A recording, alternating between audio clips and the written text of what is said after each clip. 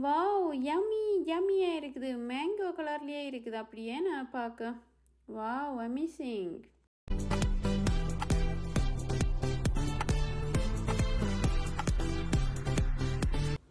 Guys எல்லாருக்கும் வணக்கம். நான் காஜி குக்கிங் உலகிலேருந்து நீங்கள் எல்லோரும் சூப்பராக இருப்பீங்கன்னு நினைக்கிறேன். அந்த சூப்பரான நாளோட இன்றைக்கி மேங்கோ பர்ஃபி செய்து காட்ட போகிறேன். 2 மீடியம் சைஸ் மாம்பழம் வெட்டி வச்சுருக்கிறேன். அதாவது நெய் வச்சுருக்கிறேன். டெசிகேட்டட் கோகோனட்னு சொல்லுவோம். ஸோ அது வச்சுருக்கிறேன். ஒயிட் சுகர் இருக்குது, ஏலக்காய் இருக்குது, மில்க் பவுடர் இருக்குது. ஸோ மில்க்கும் தேவை ஃப்ரெஷ் மில்க். இது ஃப்ரெஷ் மில்க் இந்த பவுடர். ஸோ இது போட்டு தான் இந்த ஸ்வீட்டை செய்ய போகிறேன். இது பேக்கிங் ட்ரேயில் ஸ்வீட்டை கொட்டுவதற்காக குங்குமப்பூ போட்டிருக்கிறேன். ஸோ சஃப்ரூன் கண்டிப்பாக ஃப்ளேவரை கொடுக்கும். இது பார்த்தீங்கன்னு சொன்னால் பசும்பால் வச்சுருக்கிறேன். ஸோ இந்த மில்க்கு 100 மில்லி மில்க்கு இந்த டெசிகேட்டட் அதாவது ட்ரை கோகோனட்டில் தேங்காய் பூவில் மிக்ஸ் பண்ணி ஒரு 15 நிமிடத்துக்கு முதல் ஊற வச்சு கொள்ளுவோம். ஸோ ஊறினா தான் இந்த ஸ்வீட்டுக்கு போட ஈஸியாக இருக்கும்.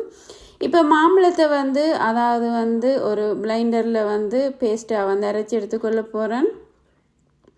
இப்போ அடுத்ததாக பார்த்தீங்கன்னு சொன்னால் இந்த சுகரையும் பவுடர் பண்ணி எடுக்க வேணும். அப்போ தான் அந்த ஸ்வீட்டுக்கு போடக்க நல்ல ஒரு ஃப்ளேவராயும் இருக்கும், டப்பண்டும் கரையக்கூடியதாகவும் இருக்கும். இப்போ ஏலக்காயும் இந்த சுகரையும் கிரைண்ட் பண்ணி எடுத்துக்கொள்கிறேன். இப்போ ஸ்வீட் செய்கிறதுக்கு ஒரு 10 டீஸ்பூன் இல்லைன்னு சொன்னால் ஒரு டேபிள் ஸ்பூன் அளவில் நெய் விட்டுக்கொள்கிறேன். நல்லா ஹீட் பண்ணாமல் அந்த ஃபேனை அதுக்குள்ளே அந்த மேங்கோ பியூரியை கொட்டி மிக்ஸ் பண்ணி கொள்ளுங்க. இப்போ சுகர் பவுடரையும் நான் இதுக்குள்ளே கொட்டி இருக்கிறேன். ஸோ சுகர் கணக்கு தேவையில்லை. என்னென்னு சொன்னால் மாம்பழத்துலேயும் நிறைய சுகர் இருக்குது. ஸோ அதனால் தேவையில்லை. ஸோ நான் ஒயிட் சுகர் போடுறேன். என்னென்னு சொன்னால் ப்ரௌன் சுகர் போட்டால் கலர் மாறி இருக்குமென்றதுக்காக ஒயிட் சுகரை போட்டுக்கொள்கிறேன். ஸோ இப்போ கொஞ்சம் கொஞ்சமாக நெய் விட்டு மிக்ஸ் பண்ணி கொள்வேன். அப்போ தான் அந்த ஸ்வீட் நல்ல ஒரு பர்ஃபெக்டான டெக்ஸ்சரில் வரும். இப்போ சுவைக்காக உப்பு போட்டுக்கொள்கிறேன். இப்போ பார்த்தீங்கன்னு சொன்னால் அதாவது சாஃப்ரோன் குங்குமப்பூன்னு சொல்லிக்கொள்வோம். ஸோ அது போட்டுக்கொள்கிறேன். நல்ல ஒரு ஃப்ளேவரை கொடுக்கும் இந்த ஸ்வீட்டுக்கு. அதாவது மாம்பழ சீசனில் இப்படியான ஸ்வீட் வீட்டில் செய்து கொள்ளலாம். நீங்கள் milk powder Anchor milk powder கூடி இதுக்கு போட்டுக்கொள்ளலாம். ஸோ இப்படி மிக்ஸ் பண்ணி கொண்டிருக்கும் பொழுது இப்போ அந்த ட்ரை கோகோனட்டு இருக்குதானே. ஸோ அந்த ஊற வச்ச அந்த மில்கையும் கோகோனட்டையும் இதுக்குள்ளே ஆட் பண்ணுறேன். ஸோ அதை ஆட் பண்ணிவிட்டு வடிவாதையும் மிக்ஸ் பண்ணிக்கொள்ளணும் இந்த மேங்கோ பியூரியோட. ஸோ வடிவா எல்லா இடமும் சேர்கிற மாதிரி ஆட் பண்ணிக்கொள்ளணும்.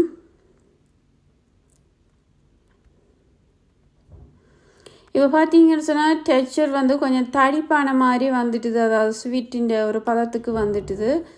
ஸோ இப்போ நான் மில்க் பவுடர் போட போகிறேன். இத்துடன் கிட்டத்தட்ட ஒரு 4 டேபிள் ஸ்பூன் அளவில் மில்க் பவுடரும் அதோட அடிக்கடி நெய்யும் விட்டு அந்த டெக்ஸ்சர் அதாவது உருண்டு திரண்டு வர்ற மாதிரி அந்த ஸ்வீட்டை எடுத்துக்கொள்ளணும். ஸோ அதனால் போட்டுக்கொள்கிறேன்.